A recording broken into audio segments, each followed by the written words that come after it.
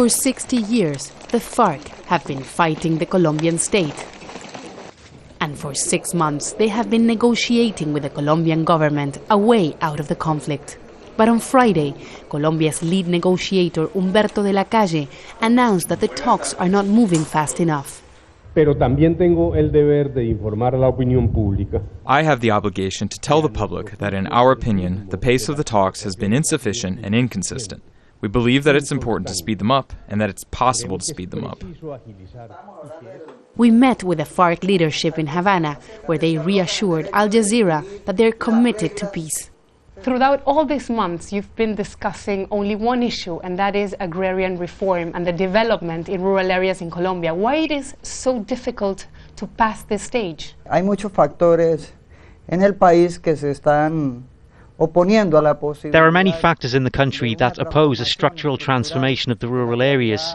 The government doesn't want to touch large landowners, and we say that that's one of the roots that have started this conflict. There is inequality among those who own the land. 3/4 of the country is owned by the elites. The role of mining companies in our territory, of transnational corporations, is also another issue.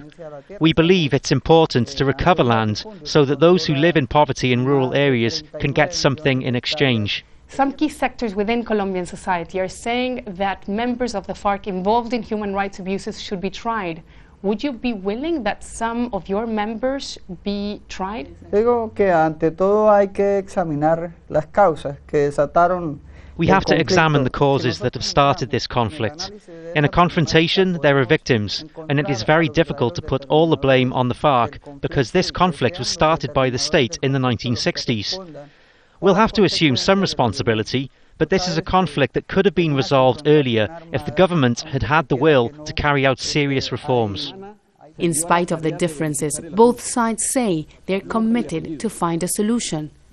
But as peace talks continue in Havana, in Colombia, the fight between the FARC and the government goes on. Teresa, Al Jazeera, Havana.